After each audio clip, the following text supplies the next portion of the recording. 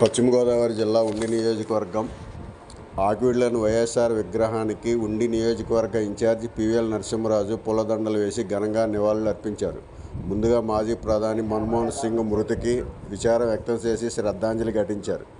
Current ఛార్జీల బాధుడిపై వైఎస్ఆర్సీపీ పోరుబాట కార్యక్రమాన్ని PVL Narasimharaju ఆధ్వర్యంలో వైఎస్ఆర్ సెంటర్ నుండి ఐబీవరం రోడ్లోని విద్యుత్ సబ్ స్టేషన్ వరకు భారీ ర్యాలీతో విద్యుత్ ఏడీఈకి వినతిపత్రం అందజేశారు. విద్యుత్ ఛార్జీలు తగ్గించాలని నినాదాలు చేశారు.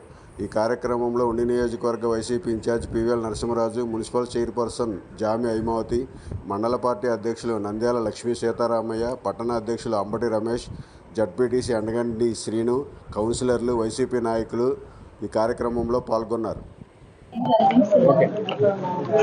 ఈరోజు ప్రభుత్వం మరి ఏవైతే విద్యుత్ ఛార్జీలు ఉన్నాయో అవన్నీ కూడా పెంచి నవంబర్ నుంచి కూడా అందరి మీద ఈ విద్యుత్ ఛార్జీలు భారం పడి నిజంగా పేద ప్రజలు కూడా నవంబర్ డిసెంబర్ బిల్లులు చూసిన తర్వాత ఎంతో ఇబ్బంది పడుతున్నారు.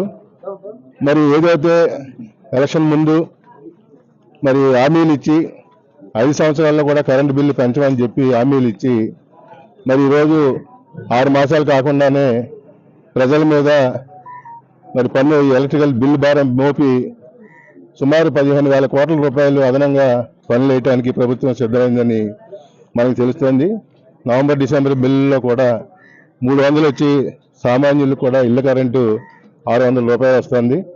అలాగే అన్ని రకాల ఛార్జీలు కూడా వేసి అదనంగా మరి కరెంటు బిల్లులు వసూలు చేయడానికి ప్రభుత్వం సిద్ధమైంది. కాబట్టి మా పార్టీ తరఫున మా నాయకులు, కార్యకర్తలు అందరూ కూడా ఇవాళ రాష్ట్రం అంతా కూడా మరి ఎలక్ట్రికల్ ఏడీ కానీ, ఏఈ కానీ, డిఈ గారికి కానీ కలిసి ఒక రిప్రజెంటేషన్ ఇచ్చి వీరి ద్వారా ప్రభుత్వానికి తెలియజేయమని చెప్పి కోరుతున్నాం. ఏం చేద్దంటే ఇవాళ సామాన్యుడు కూడా అనేక రకాల ఇబ్బందులు పడుతున్నారు. జగన్మోహన్ రెడ్డి ప్రభుత్వంలో ప్రతి నెల ఏదో ఒక పథకం ద్వారా ప్రతి పేదవాడికి డబ్బులు పడేవి. వారందరూ కూడా కరెంటు బిల్లులు కట్టుకున్నాం, ప్రతి పిల్లల్ని చదివించుకున్నాం, మరి కుటుంబాల్లో ఉన్న కష్టాలని అప్పుల్ని తీర్చుకుంటా కాలం గడిపేవారు. మరి ఇవాళ ₹1 కూడా పేదవాడికి అందే పరిస్థితి లేదు. ఇవాళ బజార్కి వస్తే అన్ని షాపుల్లోని కూడా వ్యాపారాలు కూడా లేక వ్యాపారస్తులు కూడా బాధపడుతున్నారు. మరి ఏవైతే హామీలు ఇచ్చారో ఆ హామీలన్నీ కూడా జగన్మోహన్ రెడ్డి గారు 198% అమలు చేసి చూపించారు. ఎలక్షన్ అయిన మన్నాడు నుంచే కూడా పథకాలన్నీ కూడా ఇవ్వటం జరిగింది. 6 మాసాలు అయింది. సూపర్ 6లో ఏది అమలు కాలేదు. మాట్లాడితే కుటుంబానికి 3 సిలిండర్లు ఉచితంగా ఇచ్చామంటున్నారు. 3 సిలిండర్ల విలువ ఎంత? 3/8 2400. సంవత్సరానికి 2400 3 సిలిండర్లు ఇచ్చామని ఆ సిలిండర్లైన ఖర్చు కన్నా కూడా టీవీల్లో అడ్వర్టైజ్మెంట్లకి, ఓటింగ్స్కి కూడా ఎక్కువ ఖర్చు పెట్టారు. మన ప్రభుత్వంలో ఒక ఆటో వాడు ఉంటే వాహన మిత్ర కింద 10,000, ఒక ఇస్త్రీ పెట్టి ఉంటే చేదోడి కింద 10,000 రూపాయలు. మరి ఇలాగా ప్రతి ఒక్కరికి తోపుడు బండి ఉన్నాడు కూడా 15,000 రూపాయలు ఇచ్చి జగన్మోహన్ రెడ్డి గారు ఆదుకున్నారు. అలాంటి కార్యక్రమం పేదవాడి గురించి ఆలోచించే ప్రయత్నం చేయకుండా జగన్మోహన్ రెడ్డి గారి పిలుపు మేరకు విద్యుత్ పోరుబాట శ్రీ పివిఎల్ నరసింహరాజు గారి సారథ్యంలో వినతి పత్రాన్ని ఆకివీడు సబ్స్టేషన్ ఏఈ గారికి ఇవ్వటం జరిగింది. ఈ విద్యుత్ ఛార్జీలుతోనే నిరంకుశ పరిపాలన చేయటం చంద్రబాబుకి ఇది కొత్త కాదు.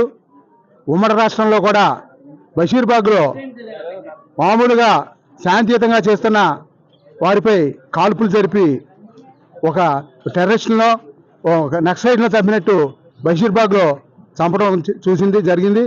ఇది ఇప్పటికి 25 సంవత్సరాలు అయింది.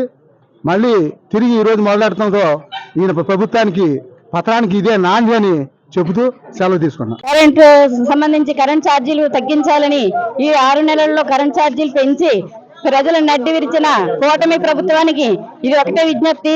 ప్రజలకి కరెంట్ ఛార్జీలు తగ్గిస్తామని గవర్నమెంట్ రాకముందు మీరు ఎలక్షన్ లో హామీ ఇచ్చారు. కానీ కరెంట్ ఛార్జీలు పెంచి పేద ప్రజలు ప్రతి ఒక్కరు కూడా ఇబ్బంది పడేలా చేస్తున్నారు.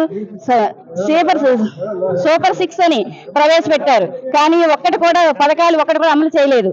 జగన్మోహన్ రెడ్డి గారు అమ్మఒడి కార్యక్రమం ఒక్కరికి విద్యార్థికి ఇస్తే, కానీ ఎలక్షన్ ముందు ప్రతి ఒక్కరికి ఇస్తాం, మీకు 15,000, మీకు 15,000, మీకు 15,000, ఒక్క విద్యార్థికి కూడా అమ్మఒడి పడలేని దాఖలు ఉన్నాయి. ఈ రోజుల్లో గవర్నమెంట్ ముందుగా పేద ప్రజల్ని గుర్తించండి. ఎలక్షన్ ముందు ఇచ్చిన హామీలన్నీ కూడా నెరవేర్చాలి. ప్రజలకు ఎప్పుడు అండగా వైఎస్ఆర్ పార్టీ, కాంగ్రెస్ పార్టీ ఎప్పుడు కూడా ప్రజలకు అండగా ఉండి ఈ రేపు వచ్చే రోజుల్లో కూడా అమ్మఒడి పనుల లేదంటే రైతు మిత్ర ప్రజలు ఏ సంక్షేమ పథకాలు కూడా లబ్ధి పొందకపోతే మేము అందరం కూడా ప్రజలకు అండగా ఉంటామని, ఇలాంటి ధర్నాలు చేస్తామని ప్రజలందరి ముందు కూడా విన్నవించుకుంటూ ఈ రోజు ఉండి నియోజకవర్గం నుంచి వచ్చిన ప్రతి నాయకులకు కూడా ధన్యవాదాలు తెలియజేసుకుంటున్నాం. మోహన్ రెడ్డి గారు పిలుపు మేరకు ఉండి నియోజకవర్గ ఇన్ఛార్జ్ పివిఎల్ నరసింహరాజు గారి ఆధ్వర్యంలో ఆకివీడు సబ్ స్టేషన్కి ఉండి నియోజకవర్గ నాయకులందరూ రావడం జరిగింది.